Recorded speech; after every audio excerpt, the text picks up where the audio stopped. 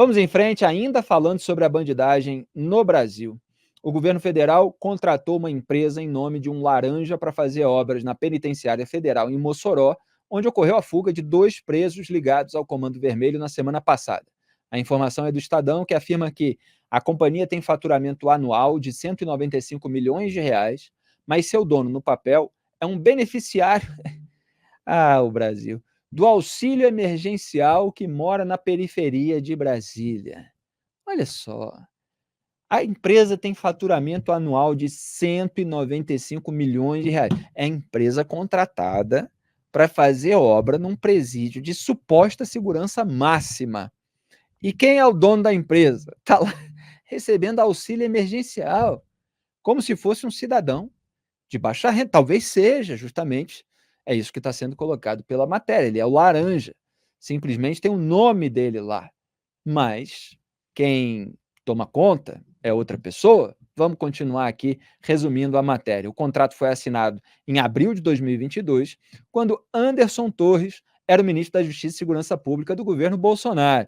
E depois, em abril de 2023, ele foi prorrogado durante a gestão de Flávio Dino, então titular da pasta no governo Lula. É o bolsolulismo, senhoras e senhores. Ninguém verificou?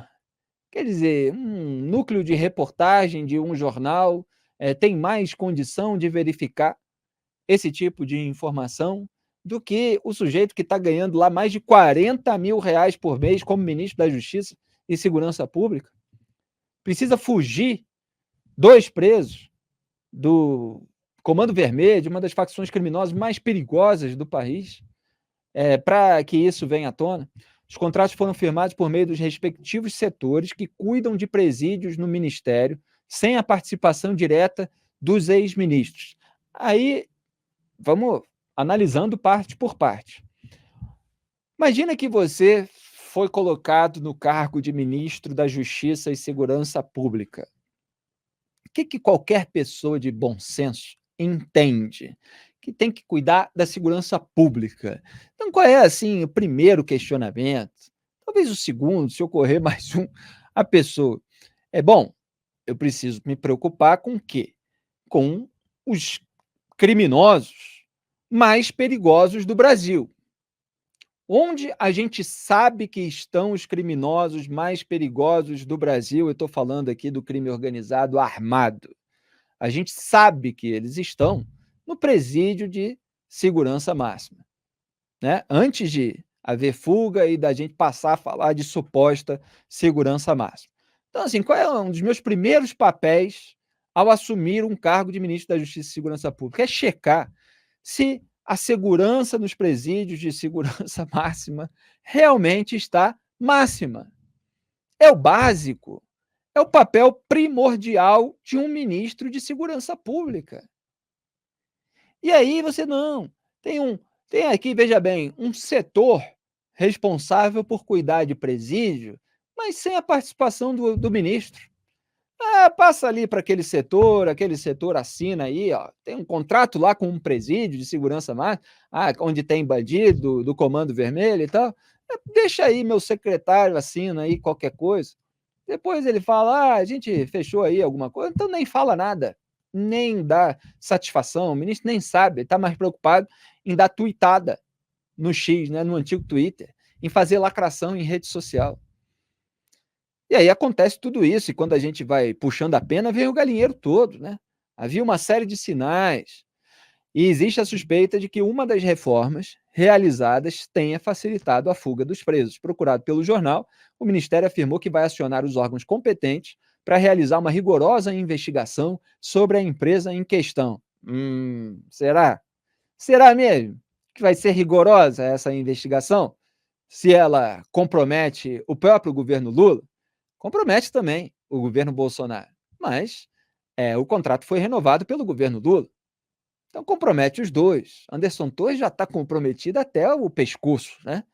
Que foi preso aí no âmbito desses inquéritos sobre atos antidemocráticos, etc. Está metido em mais esse problema. Mas, como o Flávio Dino também está metido, pode ser que desse ele se safe. E também disse que em 2022, o Ministério Quando o contrato foi assinado, a empresa atendeu a todos os requisitos técnicos e apresentou todas as certidões necessárias, cumprindo suas obrigações até o momento. É difícil de acreditar, em razão daquilo que a reportagem revelou.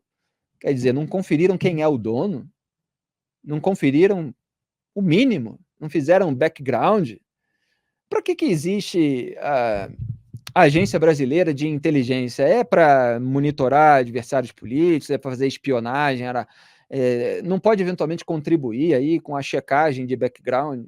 O pessoal não sabe usar o Google. Então, assim, não existe responsabilidade. Obra em presídio significa que determinadas pessoas vão ter acesso à estrutura que mantém encarcerados os bandidos mais criminosos do país, no caso do presídio de segurança máxima. Então, assim, se tem uma obra cuja empresa e cujos executivos da empresa precisam ser alvos de uma seleção criteriosa, para dizer o mínimo, é obra em presídio. Isso assim é o básico que qualquer pessoa de bom senso saberia se ocupasse esse cargo. Com o que eu tenho que me preocupar? Com os bandidos presos. Ah, vai entrar gente lá no presídio? Quem é essa pessoa? Não existe, eles não estão nem aí, eles estavam fazendo outra coisa. Eles estavam tweetando, repito. Então, assim, essa história, Graep, que já estava assim, bem comprometedora para o governo Lula, parece que ficou mais ainda. O extraordinário é que, mais uma vez, foi um veículo da imprensa que levantou a história. Aparentemente, pegou de surpresa o Ministério da Justiça, que já está há 2 semanas embrulhado nesse fiasco inacreditável que foi a primeira fuga na história dos presídios federais. E em 2 semanas, eles não tinham conseguido levantar essa informação absolutamente relevante. Que a licitação para cuidar da manutenção do presídio foi feita com as patas. Né? O governo, quem chega ao governo federal, quem chega ao governo estadual no Brasil, só tem grandes ideias, em geral, muito ruins na cabeça. E não tem compromisso nenhum com o dia a dia da governança. Com o cuidado para resolver as pequenas coisas que precisam ser. E quando eu digo pequenas, são pequenas no sentido de que são coisas cotidianas. Né? São as soluções cotidianas para os problemas do país. Não o desejo de mudar a governança mundial, como quer fazer o Lula. Não o desejo de mudar os destinos do clima, como o Lula acha que vai fazer, perfurando o poço de petróleo no Amazonas. Essa gente está cheia de ideia vaga, grandiosa, mas muito ruim na cabeça, e se esquece de governar no dia a dia. É óbvio que não é o Lula que tem que revisar a porcaria do contrato de manutenção. Mas alguém precisa fazer isso, e as pessoas não fazem. Porque os ministros não cobram dos secretários, que não cobram dos seus chefes de gabinete, ou sei lá eu de quem tem que cobrar. Então, a governança no Brasil é uma vergonha. É uma vergonha. E, enquanto isso, a gente tem esses presidentes tipo Lula e Bolsonaro que acham que estão lá para reinventar o mundo à imagem deles. Deus me livre. Pois é. Imagina se a gente fizesse assim, né, Greg, no nosso trabalho, né? Bota qualquer coisa aí e tal, na matéria, na capa, no título, etc. Quer dizer, o profissional ele tem de ter determinadas preocupações básicas que dizem respeito ao cargo que ele ocupa.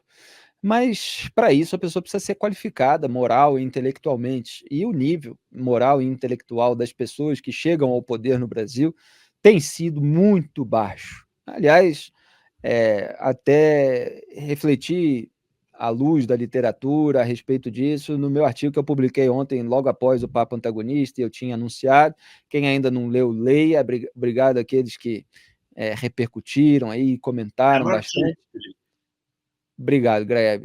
O título é Como a infâmia de Lula.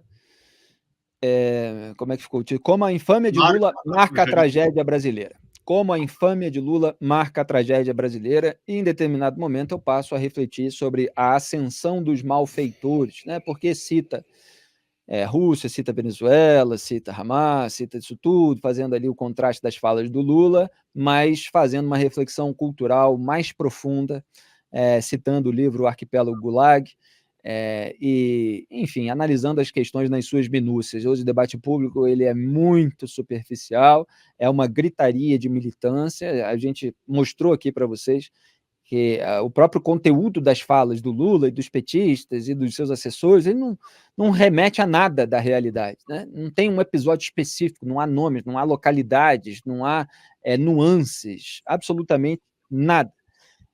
Então, realmente, a qualidade das pessoas que chegam ao poder, ela é muito baixa. E isso tem consequências para o dia a dia, isso tem consequências para a governança, né? Para usar a palavra que bem utilizou aí o Graeb. Eles realmente não se preocupam com aquilo que eles deveriam se preocupar. Nós mostramos aqui a postura, porque muitas vezes a postura diz muito a respeito de uma autoridade pública. Então, a postura do Ricardo Lewandowski no dia da sua posse como ministro da Justiça e Segurança Pública. O que o sujeito, com bom senso, que tem noção do país em que ele vive, ele pensa se ele vai assumir uma pasta sobre segurança pública num país com mais de 40 mil assassinatos, que ele não está ali para fazer oba-oba. Ele não está ali para ficar de camaradagem com os amiguinhos, distribuindo sorrisos. Esse é um país violento. A gente vê nas redes sociais todos os dias. As contas, no Rio de Janeiro, sigo várias contas, que são contas de segurança pública que ficam exibindo vídeos de câmeras de segurança sobre crimes cometidos nas ruas. Então, é roubo de carro, roubo de motocicleta, é roubo de pedestre, de celular, de carteira, às vezes com soco, né, como aquele caso em Copacabana. Isso é assim o dia inteiro, todos os dias. Hoje mesmo estavam me mandando aí vários. Teve um episódio lá no Rio de Janeiro, numa área próxima até de sambas, etc., em que uma turista teve seu celular roubado, e aí o bandido foi penalizado, porque aquela é uma região em que há um interesse da bandidagem, talvez, de que circulem aquelas pessoas por ali. O bandido foi penalizado pelo crime organizado. E aí a turista parece estar arrependida de ter ido procurar o celular roubado, porque ela ficou com pena do assaltante que foi torturado ali pelos criminosos. Era notícia que me mandaram aqui, eu estou falando assim de uma maneira genérica. Acontece o tempo todo. Então, esse país, o sujeito que ocupa um cargo como ministro da Justiça e Segurança Pública, ele tem que ter noção de realidade. Então fica aquele oba-oba que a gente apontou na raiz. 12 dias depois, foi mais ou menos isso, fogem 2 bandidos do Comando Vermelho, do Presídio de Suposta Segurança Máxima, e o governo não sabe de nada. E como bem apontou o Graeb, quer dizer, dias depois dessa fuga, que já tem aí, quanto tempo tem? É uma semana? Dias depois, a imprensa tem que dar uma informação que o governo não tem, ou pelo menos fingiu que não tinha, porque talvez seja comprometedor. Então, as duas hipóteses são terríveis. Quer dizer, como é que o governo não consegue encontrar os elementos que podem ter facilitado a fuga e uma equipe de repórteres tem que encontrar no lugar? Assim, é um episódio vexaminoso, e mais vexaminoso ainda, a gente tem que sempre remeter, que essa é a realidade nacional, é isso que a gente está mostrando. Esses são os problemas do Brasil. E o Lula está lá se metendo no conflito do Oriente Médio. Como eu tuitei hoje, né? O Lula, na prática, ele quer que Israel Faça com os terroristas do Hamas o que o governo dele faz com os criminosos do Comando Vermelho. Deixe-os fugir.